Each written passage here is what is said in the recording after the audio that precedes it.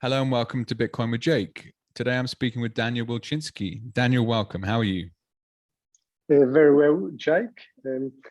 I'm doing very good, and I'm very happy to join you on your show and talk about Bitcoin. Wonderful. Yeah, that's 100% the focus of the conversation. So I always try to, I want to legitimize Bitcoin for people. And one of the ways I think is useful at doing that is explaining people's personal journeys to the space. I know that you've been involved for a few years now, and you're building a company in the space. So I'm very, very excited to hear about what you're involved in the present day, but equally what brought you to this moment. So just to start, could you explain a little bit about the projects you're involved in the present day? Right. So the main thing that I'm involved in is hardblock.com.au, which is an Australian Bitcoin exchange, where our goal is to help Australians save with Bitcoin in a self-sovereign way. So we're not an exchange with an order book. We're more for investors and people who want a DCI and move to the hardware wallet. That's what we're trying to do, and we're trying to educate Australians about Bitcoin, why they should invest in Bitcoin, and help them save with Bitcoin. Awesome. And is there any other projects that you are involved in alongside Hardblock, or does that take up all of your time? Well, I mean, that pretty much takes up the vast majority of my time.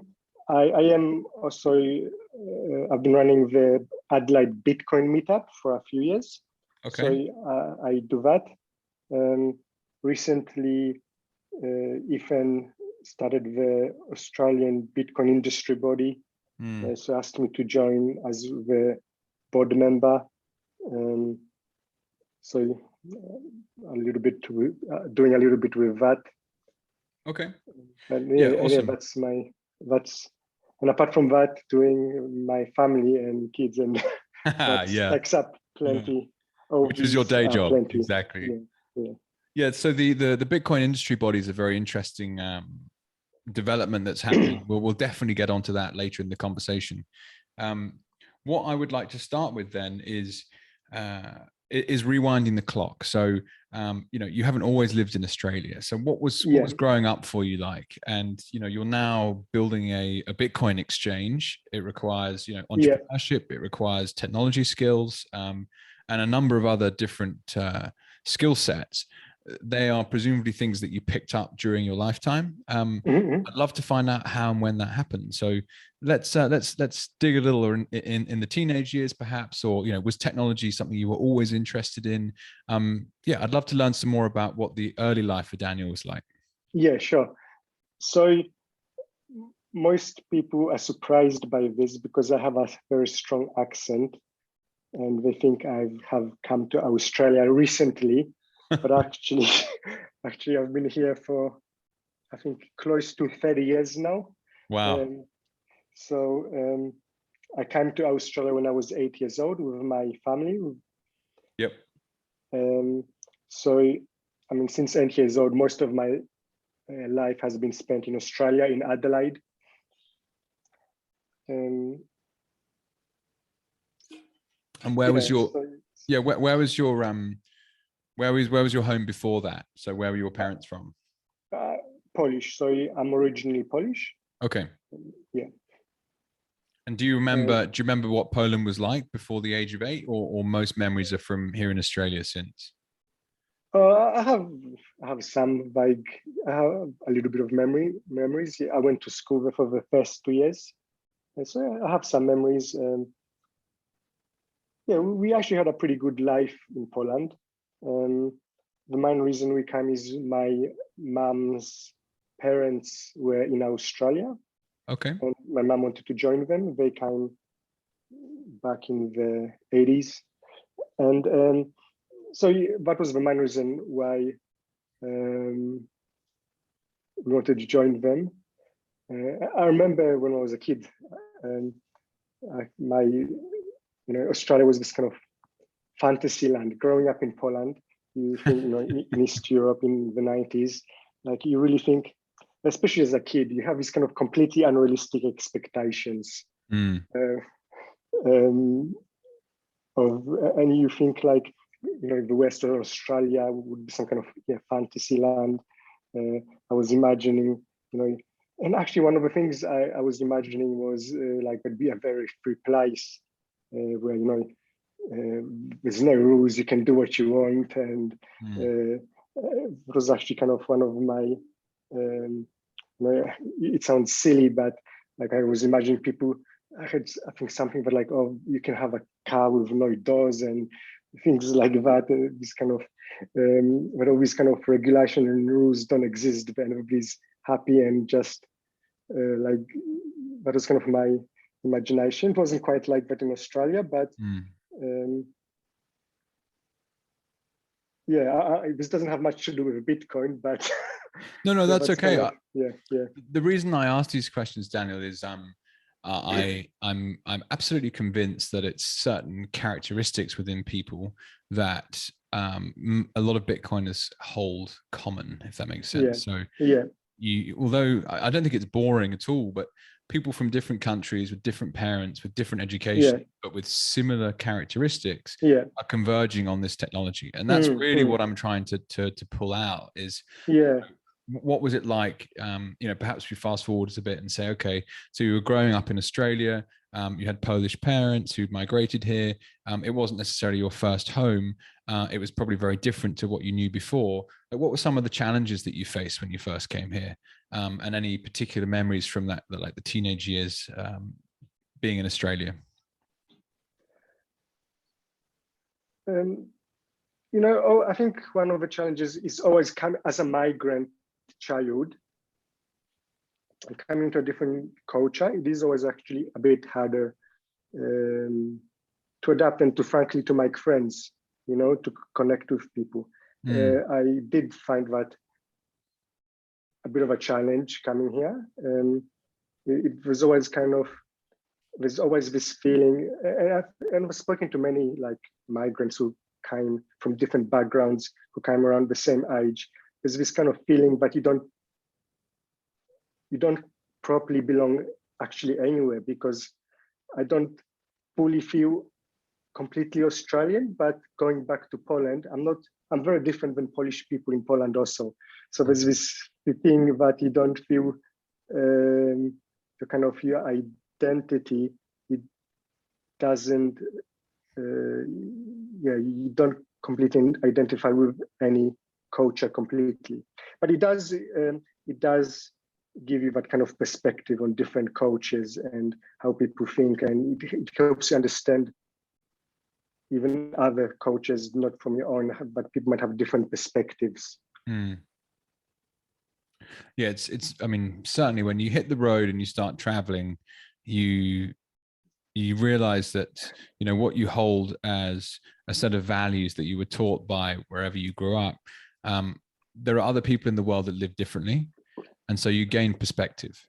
And that's always a very in some ways like challenging thing, because you're like, hang on, well, I think this way and that's what everyone's supposed to think, so why do you think a different way? That's not allowed. But then at the same time, it's also very empowering, because perhaps some of the things that you were taught growing up, you actually they never sat well with you, and then suddenly you see people working and living differently, and you go, I always knew there was another way of doing things. Which I always think is a really cool part of broadening your horizons and seeing different parts of the world, meeting new people.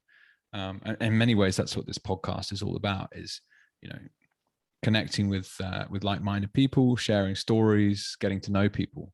So Daniel, so tell me a bit more, and I can only imagine what it would have been like, that sense of not necessarily feeling Australian, but also not necessarily feeling Polish.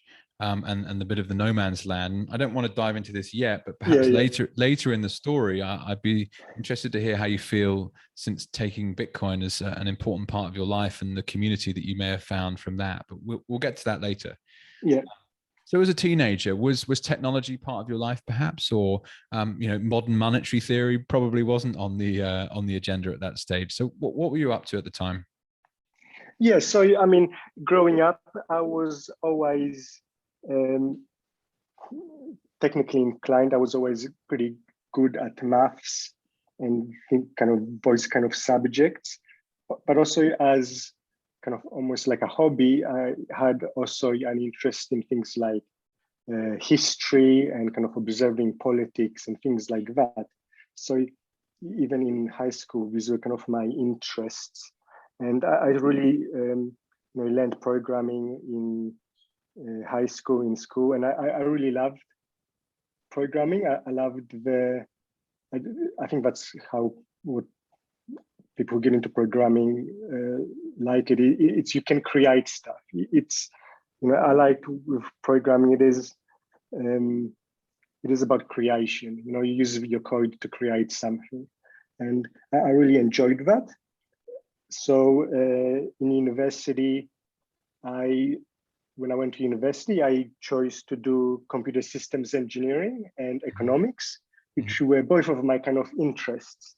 Obviously, programming and engineering, and also economics, which was kind of part of that history and economics. These kind of things always interested me. So as you can see, when I found out about Bitcoin, that was pretty very much up my alley. It combined all these kind of interests, and I never thought that I would be able to combine those interests in one field, the technology, the engineering, together with economics, history, and politics. And Bitcoin combines all these things. So it was like a dream area for me. Wonderful. And so if I may, so roughly when did you finish your engineering degree? I finished in 2012. 2012. Okay, so Bitcoin had already been invented, essentially. Bitcoin had already been invented. That's correct. Okay, so you came out of your university degree. Had you come across Bitcoin already, or was that something that happened later? No, I came upon Bitcoin in 2013. Okay. So it was after university. I was trying to do some kind of. I never a kind of a proper full-time job never completely appealed to me. Something about me, I like excitement. It's just hard for me to sit down in a proper full-time job, and I always wanted to do something different. So after university, I was trying to do some kind of small businesses. They weren't very successful. But in 2013, I found about Bitcoin. I came upon it a few times. And initially, like most people, I thought it was some kind of World of Warcraft money, some kind of, my expectation was that some kind of centralized thing released by some company. And this is just a waste of time. But it kept on kind of coming across my radar when I was reading about different technology websites and podcasts. It kind of people would mention Bitcoin, and it's like kept on coming across my radar. So eventually I kind of decided to bite the bullet and try and actually learn a bit about what this is. And the way I done it is I started listening to the Let's Talk Bitcoin podcast, which in voice, yes, in 2013, that was the only Bitcoin podcast in the world. Wow. Yeah, as far as I'm aware, I couldn't find anything else. So I started listening to a few episodes because I always find like podcasts a good way to kind of learn about something. So I started listening to a few episodes, and I realized, well, this isn't World of Warcraft money. This is actually something a bit bigger. And I remember that time very well. I was actually going to the library. I was on the bus. I was listening to the podcast, and I was going to do something else. But when I got to the library, I just like, wow, I was already like fascinated. And I just went on my computer and I read the Bitcoin white paper, which was mentioned in the podcast. I read the Bitcoin white paper, and it was like straight away, I just like, wow, I just knew this is big. This is going to have a huge future. I don't know what the future was, but I was convinced this was going to be something big. And I remember, I think the next day, it was Saturday, I went with my girlfriend at the time up like a hiking trail close to Adelaide. And as we were going up the hiking trail, I was just telling her and talking to her always about Bitcoin, and just like thinking, oh, could it fail? How could it fail? And how does it work? You know, that's like trying to think, would this actually work? How could it fail? Like, otherwise, but it could, like, does have faults. I couldn't find any faults. It seemed like it would work, and seemed just, I was just mind blown. And from that time on, I'm pretty much just completely been taken over by Bitcoin. Wow. Pretty much almost every day I've been living and breathing Bitcoin, especially in those first 3 years. Now, maybe a little bit less, but the first 3 years was just completely every day, everything about Bitcoin. Wow. It's so cool to hear. Bitcoin. And yeah, nice. So Daniel, so what, we can come back to where we're at this point, but you mentioned, you know, you were trying to start a small business, or maybe a number of small businesses, and, you know, a full-time job wasn't something that appealed to you. Are you able to give me some deeper insight into what that actually means to you? Like, so why were you motivated to start small businesses, and why was a kind of let's say a 9-to-5 standard full-time job, why didn't that appeal to you?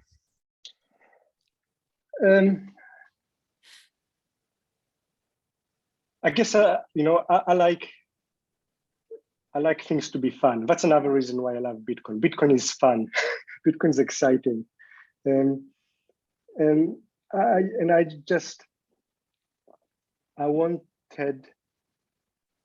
I like creating things the same way. One of the reasons why I got into programming, I like creating things, and I just really like the idea of creating a business, of doing something, creating something, and having that kind of control over my own destiny. Mm-hmm. And the reason I asked, Daniel, is really to, as I mentioned already, understand the kind of the things that motivate you, basically. And it's interesting, you know, I'm not dissimilar. I've had a number of failed businesses. They didn't fucking work. Damn. Why was I doing it? Well, because I think entrepreneurship is the most interesting thing one could possibly spend their life doing. And you know, that whole thing of like, make failure your friend, or, you know, you got to keep swinging even when things don't work out, etc. Right. I find regularly that, you know, people I'm meeting in the Bitcoin space are very similar type of character to this. Like, they did fuck it up a number of times and it didn't work, or they had some ideas, but they're consistently kind of putting ideas out there. And I love this emphasis that you're placing on creation. Because, you know, it's a natural instinct of humans to be ingenious, and you know, engineering is something that, you know, historically we've been extraordinarily good at, and I think that's, you know, that really shines through. Okay, cool. And so, you know, 2013, you've read about Bitcoin. I love the way that you can basically remember the exact day, right? You're on the bus going to the library, you're listening to this podcast, and basically everything changes. You go, I mean, it was a life-changing moment for me. It changed my life. Go on, tell me about that. So how does that feel to have come across something at that stage that, you know, you use the phrase "change my life"? Like, how does that feel? I mean, like, even like pretty much straight away in the first few days, I knew this is something I wanted to devote my life to. Wow. Wow. And it changed my life. I mean, I went, everything. I mean, I am a Bitcoin person. It's almost part of my identity now, right?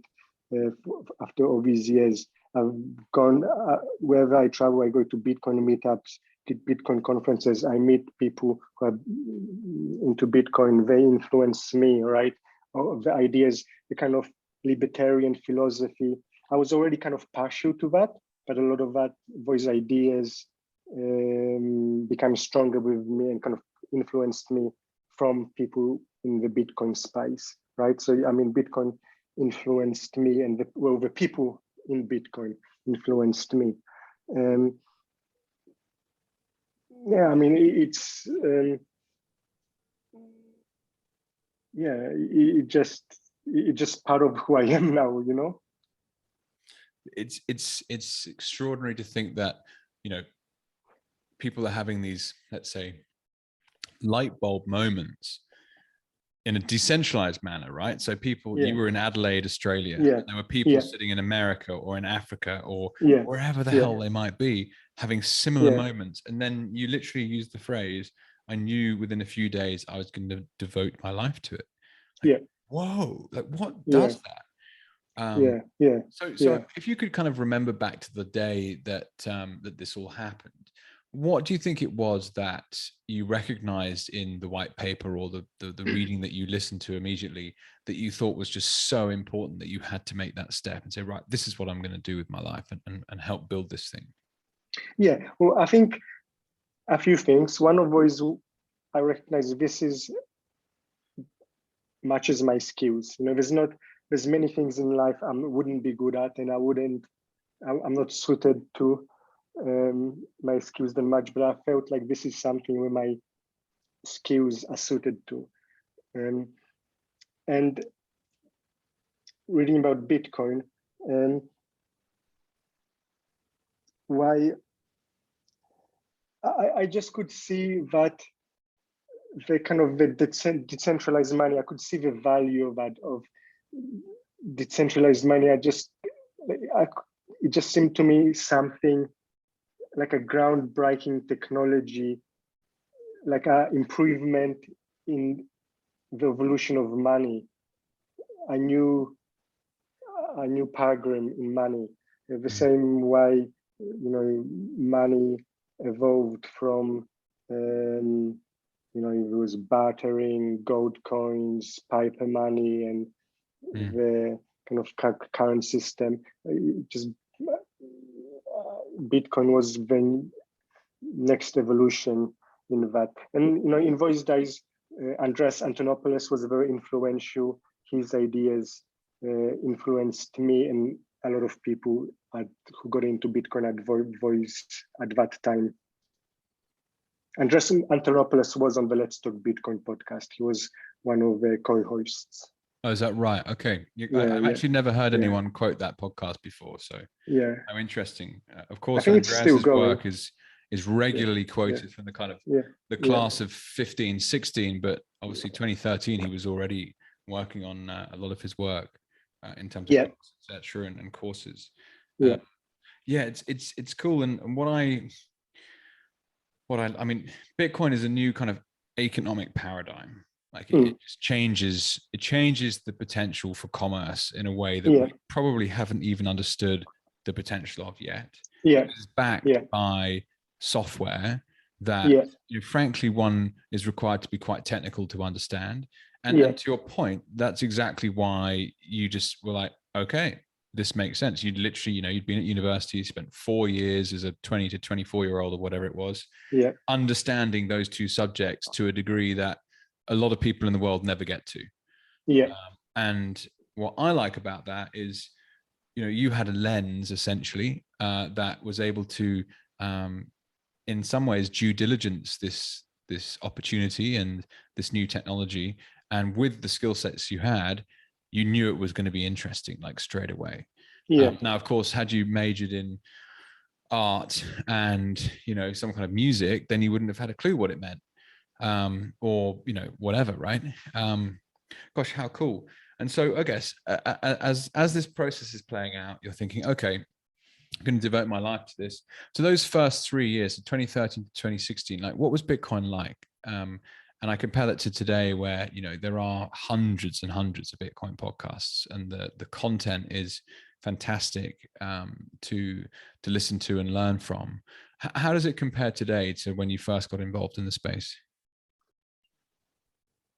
Today compared to when I first got involved, I would say that's kind of because you said like my skills help me understand Bitcoin and somebody who done other areas. But I think some people, there are people with other kind of skills and but come from other backgrounds and areas, but also got into Bitcoin and kind of saw it, but they saw it through their own perspective. But they found something in Bitcoin from their own perspective. You even like whether they musicians or whatever, they have like people like that have gone into it. They just see it through a different prism. They can still see that value. So I just wanted to say that. Does that make sense? It actually, Daniel, it's a very good pushback on my previous comment in that. Again, one of the reasons I'm doing this podcast is everyone who, let's say calls themselves a Bitcoiner has a unique lens because of their personal life experience. And often it's those lenses that are such interesting ways of viewing Bitcoin, i.e. it solves a different problem for different types of people. And actually there might well be a musician who fucking loves Bitcoin because of its ability to disintermediate them from, their fans in a way that record companies could never do. I'm making this up, but maybe I have to get a musician on the show to find out. It's a great point that actually there are lots and lots of different unique lenses that people have that are all of equal value in a sense. Exactly. That's a better way. You're much more eloquent than me. The different people have different lenses and can see value for the lens. So that's what I like. What I like. Okay, so if we can, what I was trying to ask about the comparison between now and then is for the people that are getting into Bitcoin for the first time now, or friends and family that still don't get it. How would you describe the way that Bitcoin has matured since 2013 to now 2022? I mean, one thing, it's like where it is now, it's almost hard to believe. It's so crazy how much it's grown. When really? I was first getting into it, like the idea that it's going to hit $10,000 was just like, I mean, a lot of these things are like in theory, it could happen. People talked about it, but it just like, it just like, it was seemed like so far off in many ways. I mean, when I was getting into it, was a shop, alpaca socks, and you could buy alpaca socks on Bitcoin with Bitcoin. It was an online store, and people were talking, "Oh, what can you do with Bitcoin? You can buy alpaca socks." I mean, that was like one of the things we were going. But it was like, I mean, like the idea that a country would have Bitcoin as its national currency, like it just, like that's why, like when people say, "Oh, Bitcoin," I don't know how you feel, but like if people say like Bitcoin will be $1 million, like I don't know if people think that's crazy, but from my perspective, I've seen Bitcoin do much more crazy things than that. Like if it's 50,000 now or whatever, getting to 1 million, like that doesn't seem crazy. Like it was 500 and got to 50,000. It was so niche before, so small. Nobody knew what it was. Pretty much. I mean, when I talk to people at that point, almost nobody had heard of it. I remember when I was opening my exchange very early on, I was opening a bank account. I went to the bank, and the banker asked me what my business is, and explained Bitcoin. She had no idea what it is. I explained it to her. She was a young lady, and she said, "Oh wow, that's so cool." She's like, I remember what she said. She said, "Wow, the banks aren't gonna like this." I mean, it was at that point, Bitcoin was, it was very small. There wasn't that much things you could do to it. And people were talking about this kind of future potential, but seemed very far off from where we were at that point. And I'm sure it's almost hard to explain how different it feels in terms of the amount of people that are interested, the amount of media attention it's getting. The FUD is probably the same, right? The fear, the uncertainty, the doubt that's spun around by the establishment to get people to not buy it, essentially. I mean, the story is incredible, right? Like, who's the founder? Don't know. What? Mm. That in itself is intriguing, isn't it? Yeah, Perhaps we could conspire for a moment, Daniel, on the yeah, subject. Do you know who Satoshi is? Have you any idea? Is it a single person, a group? yeah, It's almost a pointless thing to conspire yeah, about, but perhaps then following that would be a question on how important you think it might be that it remains anonymous. yeah. I mean, if I was to guess, my best guess would be Nick Szabo, but who knows?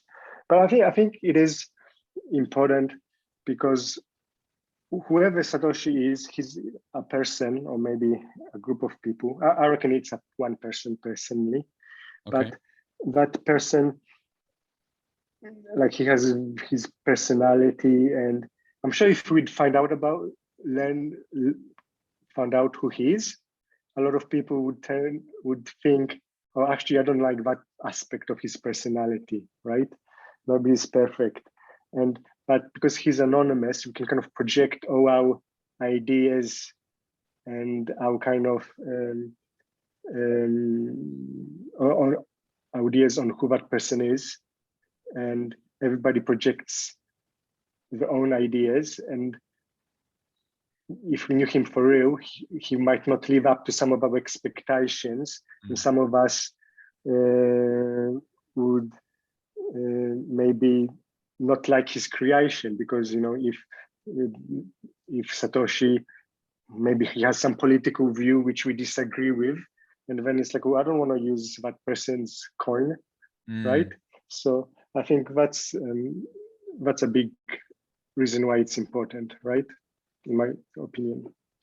Yeah, so that's like the concept that it's easier to, if they remain anonymous, for the founder to take on this more kind of godlike Yes, yeah, being that is, in the same way that I might read a fantasy novel and have a completely different image in my head as to what yeah, something looked like, and yeah, you might read the same book and we have like we both created our own reality, yeah, or imagining of said text. It's kind of the same thing. yeah, And I agree with you.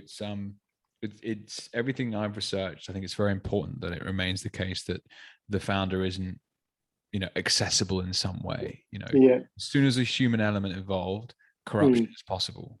And the yeah, whole point of Bitcoin is bringing this newfound, like, yeah, trusted layer that's just never existed before.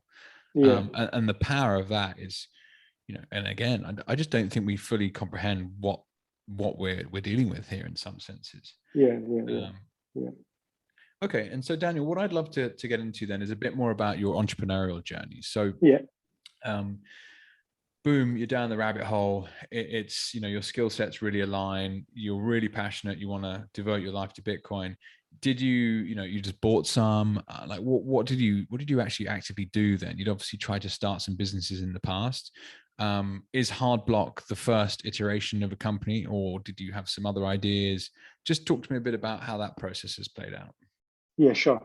So I started buying Bitcoin towards the end of 2013. I used some local, at that point, there were a few smaller exchanges.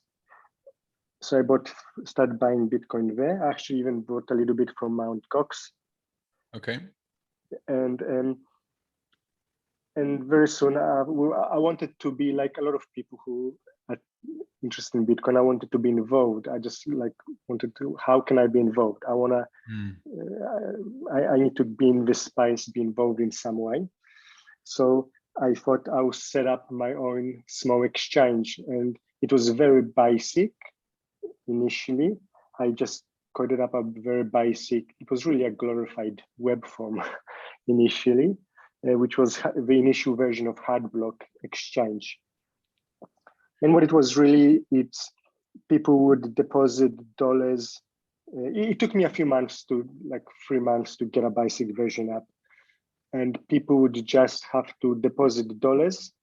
They would go on the website. There would be a form. They'd enter how much they want to buy and their Bitcoin address. They'd fill that form out. They'd get my bank details. They'd deposit money into the bank account. I'd see the money in the bank account, and I'd use my own personal wallet to send them Bitcoin. and that was really the initial version. So it was very basic.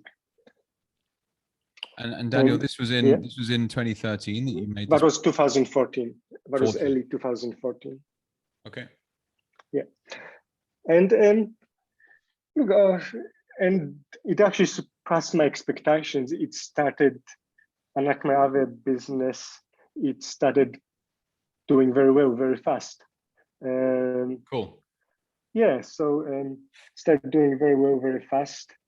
But soon enough, I started running into problems. And the main problems was really with banking. And after that, I had a lot of problems with bank accounts. After about a year and a half of running the business, I had a lot of problem with bank accounts, like many people in the industry have. I guess you probably know Bitcoin ABIB. Everything that she says is completely correct. And yeah, I mean, I had a lot of problems. I had to shut the business down at one point. I just went from one bank to the other, getting my accounts closed. And yeah, so because of that, I couldn't really grow the business as the way I wanted to.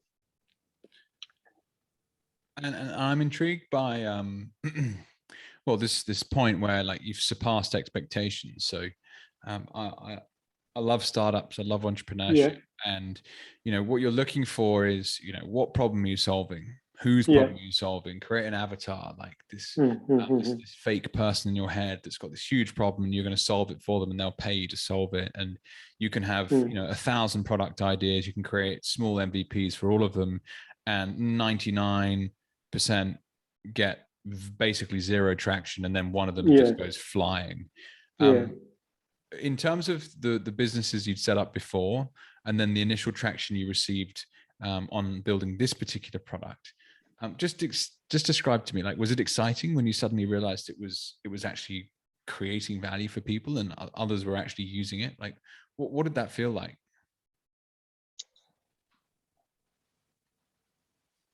Yeah, it did feel exciting. It's there's an excitement. It's like, oh well, it's actually working. People like it's making money. Yeah. Yeah, it was good. Like, and gives you when it's working, it gives you more motivation to work on it. So, it was all those things. Okay. How cool. Yeah, and I like, obviously, the success breeds success. So when you taste success might be the wrong word, but like traction, you're like, oh sweet, this is working, how do I improve this? And you want to spend more time on it, basically. And it does help to motivate. Well, well, I think with business also, there's a lot of knowledge and skill, but there is kind of an element of chance and luck, and you make your own luck, but there is still an element of luck. And sometimes things work, sometimes things don't work. I didn't even do that much, but it just started, like, it was very simple. But I guess I was pretty early, and just people were using it. And for myself, at that point I was just recently out of university. It was like, okay, it was making me money, so I didn't really need to look for a job at that point. And so, and that's interesting then. So it started to generate enough income for you to not actually have to work for someone else. Is that correct? Yeah. Okay. And yeah, I mean, look, I'd push back slightly by saying, of course, there's an element of luck to all entrepreneurial endeavors, right? You might have an idea. If you don't put it out there, then you'll never find out the answer. And you've already touched on in this conversation that you knew you didn't want to work for someone else. You'd already started a number of small businesses. I would argue that, yes, it was, a good opportunity that you happened to be in the right place at the right time. But if you hadn't had those other failures before, then you wouldn't have been in that position to even try, if that makes sense. Sure. You make your own luck, I guess, is how I like to think about it. Sure. And cool. So you're working for yourself, and let's dive in a little more to the problems that you came across. Like, why were they shutting down your bank accounts? Like, what was the problem that was being created? So, I mean, this was a problem that affected all exchanges at that point, and still does right now in many ways. But basically, at that point, banks didn't want to deal with digital currency exchanges. For them, it was just, it wasn't even that it was just kind of anti-Bitcoin. For them, it was just, this is something new, and it does involve money, and most people who use exchanges and buy Bitcoin are legitimate. But there are people who, there's ransomware, there's scam, there's older people being scammed, there's things like that. And for banks, most banks just didn't want to deal with this. This seems like some kind of crazy Bitcoin thing. Like there's all this overhead for the bank. It's not like your typical business, like a plumber or whatever. There's much more things involved, and they didn't want to deal with digital currency exchanges. And I couldn't really, for a long time, I couldn't solve that problem. I couldn't get a bank account for like many years. I just went from one bank to the other. The way I'd open it, like I wouldn't even tell them what business I'm doing and I'd open it. I'd basically have to lie I'd make up they ask me what business am I running. I'm saying, oh, some web development agency. So they wouldn't know I'm doing a Bitcoin business. And that's how I got a bank account. But eventually they'd find out. Sometimes they'd let me stay with them. Sometimes they'd kick me out straight away. But eventually they'd kick me out after a while. And I just could never get a stable bank account. So I couldn't really grow the business. And that's kind of when the exchange initially, it was going very well. At that point, things stopped going well for me. Some exchanges, a lot of them at that point, there were other people, a lot of people gave up, a lot of exchanges gave up, but some, I don't know exactly how they done it, but they managed to keep a bank account and grow the business. I couldn't keep a bank account, and it was just hard for me to grow it. That changed really in the last 2.5 years. At the beginning of 2019, I believe it was, I started getting like actually banking partners who were happy to work with me and happy to have us as a customer, knowing that we had Bitcoin exchange. So interesting, isn't it? Because Bitcoin's basically 10 years old by then, give or take. And one wonders if it's malevolence initially, or it's fear, or it's hard to describe really, but people didn't really know what they were dealing with, I guess. But the idea that, an entrepreneur in Australia is struggling to even have a way of transacting is mind-blowing, right? I couldn't open a bank account for my business, and I was helping people exchange Australian dollars for Bitcoin. Like, what the fuck? That's hardly a free market, right? It's onerous regulation that's not, it's not enabling innovation in the slightest. Well, I'm glad to hear that you overcame that, and it was obviously just a passage of time. And one day these traditional banks will be custodians of digital assets. They'll also be in the exchange business. They'll be asset managers of some form, doing debt products. They'll be doing all of it probably, or the ones that survive will, or are able to buy some interesting companies. And it's extraordinary to think Coinbase is a hugely valuable company. It was probably started at a not dissimilar time to yourself. A bit earlier, but yeah, it's amazing, isn't it? Okay. So one thing I'm intrigued with, Daniel, is and Coinbase, good time to mention them. Most exchanges sell Bitcoin plus a plethora of other cryptocurrencies. Sure. Explain to me why you haven't done that. Sure. Um,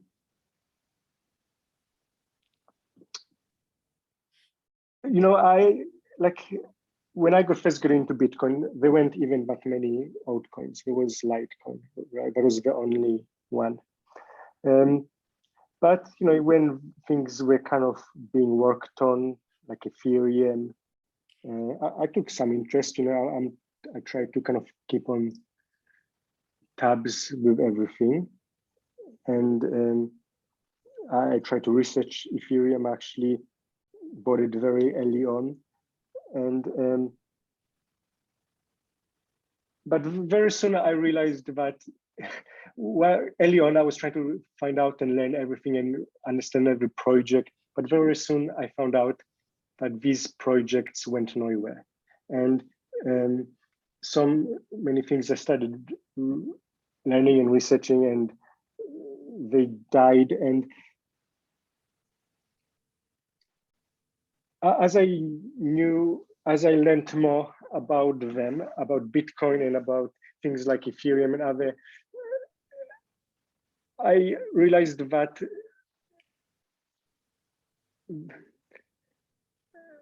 they don't offer what Bitcoin does. There's no groundbreaking technology there. The Bitcoin's choices, the why Bitcoin is, it's like that for a reason. It's not because these things can't be done or because Ethereum does something unknown. It's because the way people decide and choose the way Bitcoin does things is a better way. So, and in 2017, I had so many of people, like my friends, at that point there was a big bubble. The price of Bitcoin price and all the altcoins were going up, and everybody was asking me about Bitcoin and all these altcoins and currencies and things. And I was telling people, just invest in Bitcoin, just keep things simple, like stay in Bitcoin, and that's all you need to do. But most people, they didn't listen to me at that point, and I don't want to force anything on them. But soon, like they went for all these altcoins, and they ended up losing money from it. When it crashed, they lost a lot of money. A lot of them got banned. They thought, cryptocurrency, there's no point getting into it. And like all I see is like people, there's a lot of bad misconceptions about all these altcoins. They promise a lot because it's easy to promise, but the more you understand it, it's false promises. I don't think that's the best answer. I probably could have phrased these things better, but does that make any sense, Jake? No, it does, Daniel. The point of these conversations in many ways is to exchange ideas, and ideas don't often come out quite how you want to say them initially, or you tell a story that doesn't necessarily tell itself quite as well as how you told it before or whatever. So don't worry too much about that. I think what's very clear is that you were able to recognize that Bitcoin was the major innovation in what has become the cryptocurrency craze. Let's call it that. The boom cycles are crazy. NFTs at the moment, like what the fuck are they? I mean, seriously, no idea. And they might well be extremely valuable to some people. I don't know. But in a space in which there's so much innovation and so much speed at which this is happening, it's almost overwhelming. So I can imagine back in 2013, 14, you said you wanted to be up to date on actually most of the cryptocurrency projects that were out there. Now there's 12 or 15,000 different coins listed on CoinMarketCap. Like you can't even if you were full-time researching crypto projects, you couldn't possibly sort through all of those to find out which ones were interesting. And as we're seeing now, layer 2 and layer 3 functionality that's been built on top of Bitcoin is going to make it like orders of magnitude more valuable to user base that's increasingly adopting it, and the Yeah. altcoins that I think supposedly solve maybe those problems are going to fall yeah. away. Go on, please. Yeah. So yeah, just answering my question, your question again. Basically, I believe the best thing people can do is to just buy and hold Bitcoin. That's the best thing they can do. Just buy and hold Bitcoin, and that's people try to try all these things because they think they can beat Bitcoin, but in the long term they don't. I've seen it happen before, and that's why we help on our exchange on Hardblock. We help people just buy Bitcoin because that's what I recommend to my friends, to my family. When my sister asked me what should I do, I just said just buy and hold Bitcoin. Don't look at the price. That's the best thing people can do. So that's really why we offer Bitcoin. And this I can give you some stories of how some of this came about also. Like my so Daniel, so understanding. what I was just going to chime in and say is like, okay, if your stance is, I tell all my friends and family to just buy and hold Bitcoin regardless of the price, and the reason that Hardblock only offers Bitcoin is because of that. Well, then to go slightly further down that thought process, explain to me why you have that stance. And I think that's just where you were going, but sure. by what that really means to you. Like, why is that your status?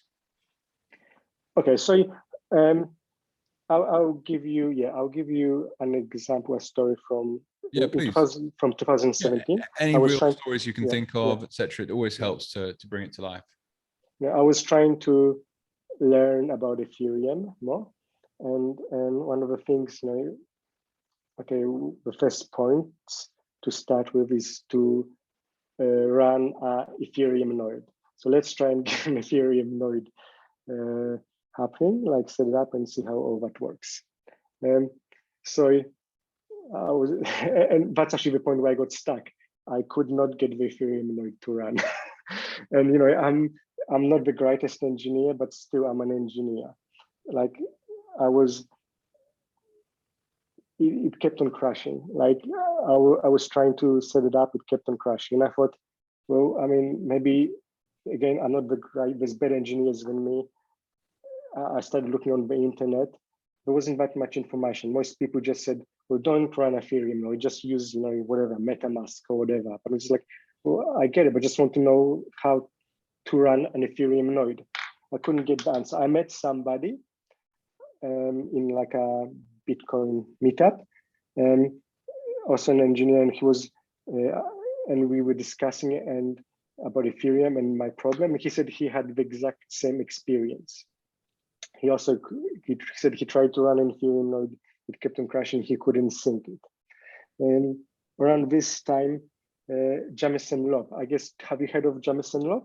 Yes, I have, yes. Yeah, so he's a Bitcoin maximalist.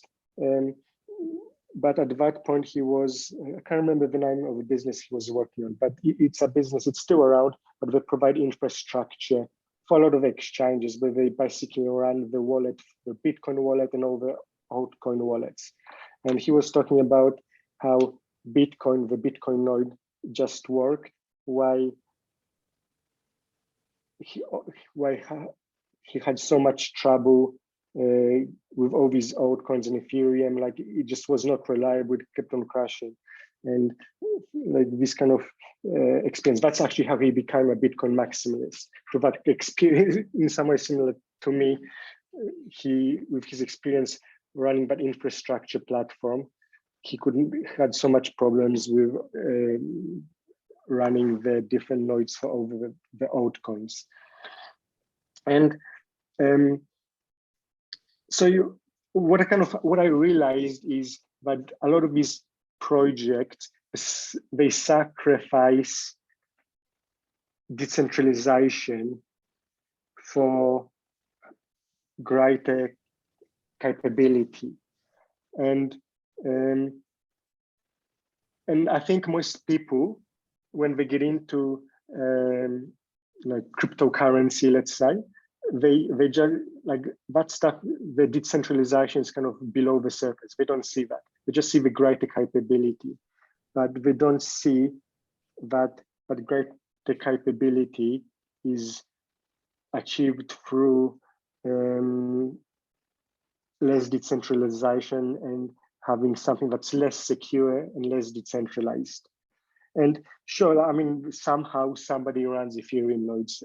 Like I couldn't get it done. Eventually I gave up because it took too much of my time, but there are companies who do it. But Ethereum nodes are run by companies. They're not run by individuals. It's very easy to run. You can even on a Raspberry Pi, you can run a Bitcoin node. You can't do that with Ethereum. And Daniel, if I could jump in there, explain to those that are listening that might not understand the back end of Bitcoin.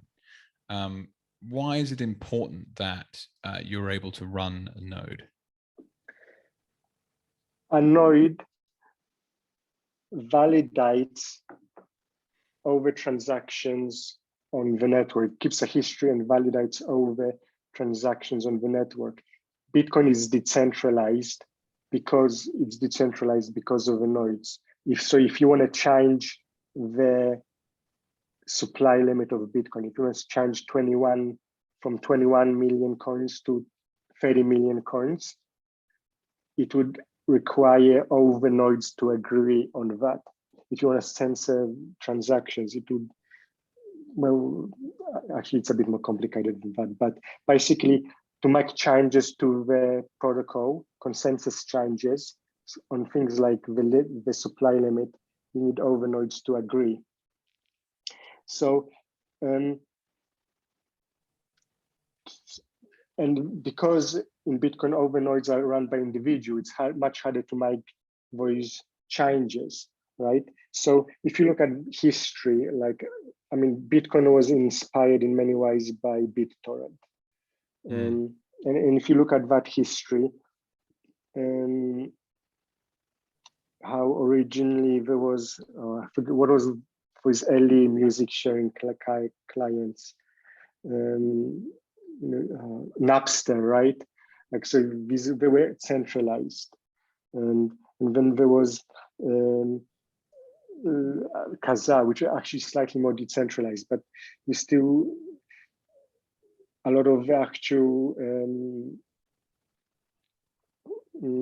there were still centralized servers run by companies, and with BitTorrent, the actual most of that was decentralized. That's why what allowed BitTorrent to work, because with all these previous iterations like Napster, right, you could just shut down the individual companies, but with BitTorrent, you couldn't go into every person's house. It was just too easy to start the servers and create servers. So that's why BitTorrent succeeded and worked.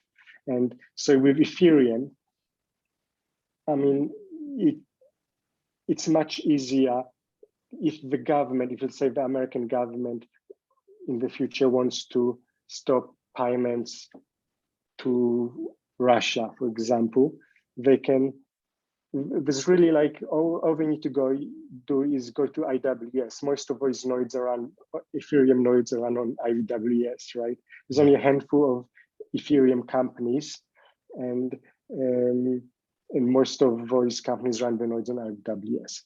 So, I mean, it's very easy to control that network. With Bitcoin, you couldn't do that. You have to go, there's thousands of people all around, individuals all around the world running nodes at home.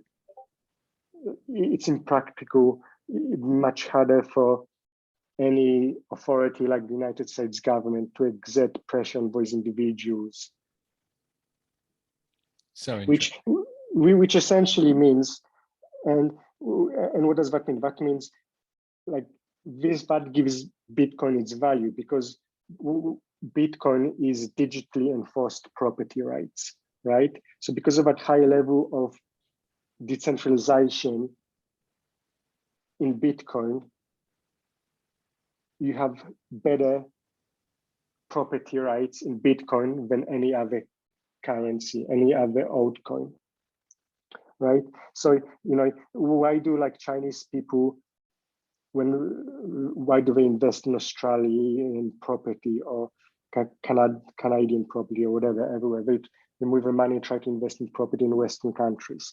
Well, the reason they do that is because those countries historically have better property rights than China. In China, you can't even buy property, right? All you do is you actually lease it from the government. You don't own land. I believe it's like a 99-year lease. I could be wrong, but that's my understanding. So you don't actually own it. You really lease it when you buy a property in China. And again, Chinese government doesn't have a great history, right? They could seize it, whatever. But in Western countries, they have a much better history of respecting property, right? So that's why people choose to buy property there. That's what gives those properties higher values.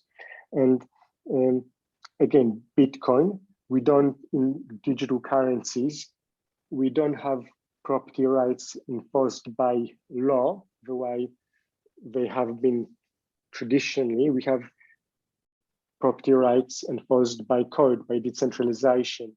And because Bitcoin is much more decentralized than all those other currencies like Ethereum, that means you are getting really the gold standard of property rights. But people don't understand that when they first come into cryptocurrency space, right? We just see the features and capability. And it happens a lot where, you send a friend to Coinbase, you give that as an example, get some Bitcoin, and first and foremost, they're just kind of dazzled by all these other things that they can buy. And then hang on, the unit bias just kicks in immediately. Sorry. So $50,000 or whatever the price is today, $40,000 US dollars for a Bitcoin, but I can pay, $400 and buy one of something else. Well, why wouldn't I do that? And the rational kind of unit bias kicks in. The irrational unit bias kicks in. But before I go down that so much or harp on that too much, like brilliant explanation as to like why Bitcoin is more important than all of the other altcoins for the purpose of property rights. And how interesting. So you couldn't run an Ethereum node. What the fuck? How is that a decentralized network, right? Like you're a qualified programmer. And you met someone else who was probably an experienced programmer as well. They also couldn't do it. How interesting. Well, that's an excellent explanation as to why Bitcoin is different to the rest, and a potential, and highlights nicely why it's important and why it's safer. And I like thinking of it as kind of that idea of like a herd or like safety in numbers. Like, when my mum says to me, Jay, what can't they just turn it off? And I'm like, okay, mum, there are, these small things called nodes that have the history of the entire thing forever on them. Those nodes are in an unknown amount of locations globally. It's impossible to actually shut down the internet at one time globally, even though the World Economic Forum's online talking about crypto and cyber attacks or whatever they're doing. That's just noise. You cannot physically do it. And therefore, this thing can't be killed. Ethereum, on the other hand, as you already mentioned, Amazon Web Services is basically, call up Jeff Bezos and say, mate, a couple of players in your AWS tech stack, we need to have some wise words with. And boom, maybe they change the network in favor of whoever, at which point it's completely ruined the point of a store of value and things like that. So it is so interesting, isn't it? Daniel, nice. So that's a great example. I'm sure you've got many more stories that explain why Bitcoin over altcoins, but I'm conscious of time. I don't want to take too much of your evening up. So what I'd really like to get into now is like, what does Hardblock feel like today? As an entrepreneur, do you feel like you're really picking up speed and approaching a more exciting future? How's the health of your business and what excites you about going forwards? Yeah, sure. It's like, I'm very excited about it now. The main thing is we have had that steady banking relationship for 2 years now. So that has allowed me to grow the team, start hiring people, and start working to improve our product, to create a good experience for people who want to just a simple way to buy Bitcoin in Australia. We also creating pretty good educational resources. We had Justin, who I believe you met, join our team, who's very knowledgeable with Bitcoin, knows about most topics much more than me even. And he's creating great educational material.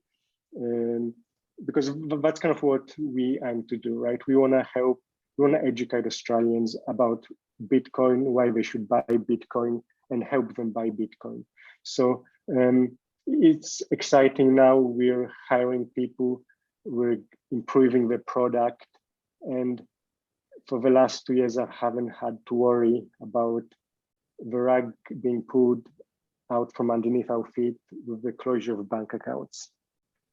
Wonderful. And it's, you know, there'll be other Australian entrepreneurs that will potentially listen to this this discussion, and it's literally pioneers like yourself, Daniel, that have spent, you know, the best part of a decade fighting with the Australian banking system to enable you know, cryptocurrency related projects to have, you know, fiat bank accounts.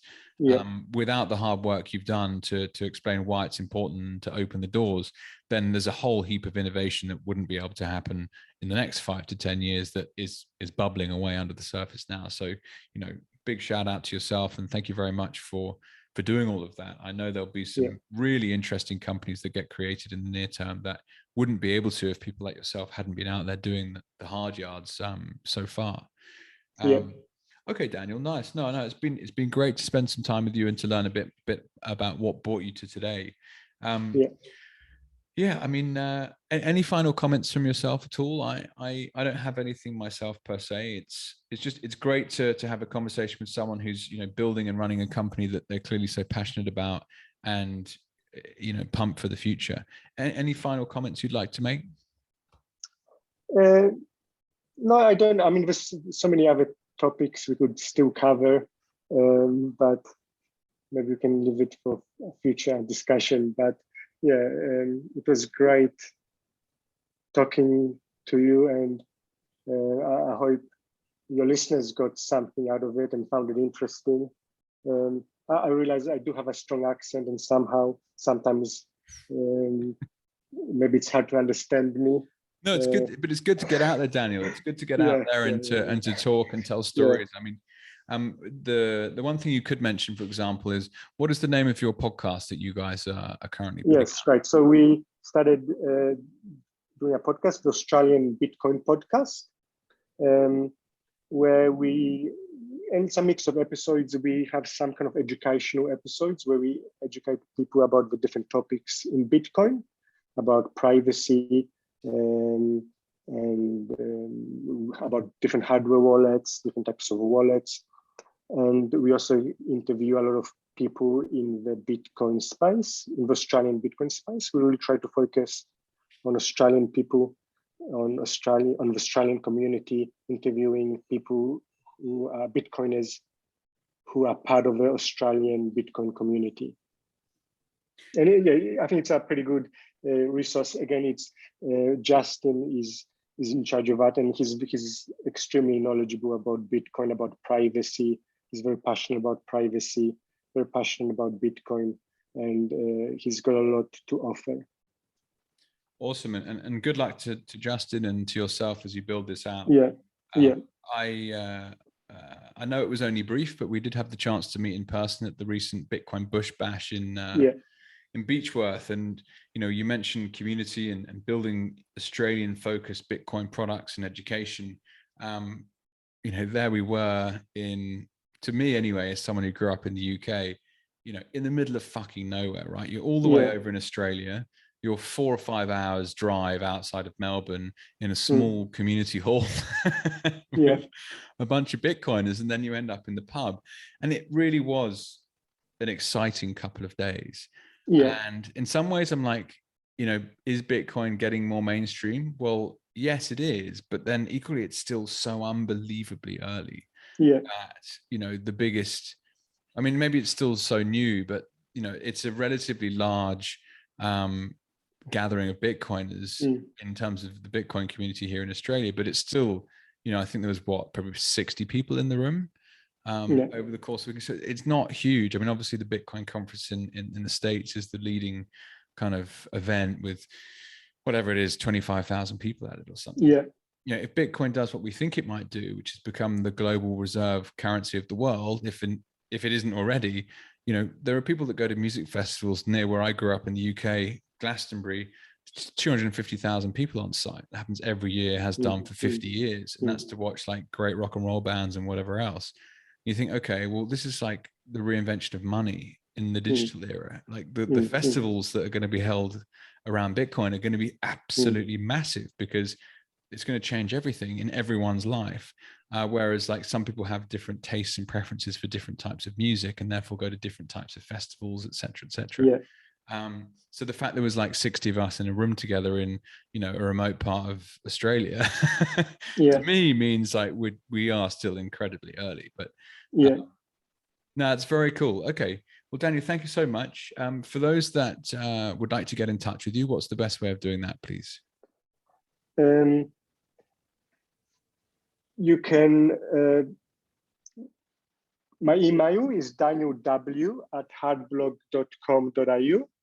I also have a Twitter account, and my Twitter is Dan Wilczynski. So Dan, W-I-L-C-Z. So you can contact me on Twitter also. Cool. Well, I'll put the contacts in the show notes and stuff. Yeah, sure. But Daniel, thank you so much for spending some time with me today. Great to get to know your story a little, and we'll have to do this again some other time. Thank you. Yeah, no worries. Yeah, thanks, Jake. Pleasure.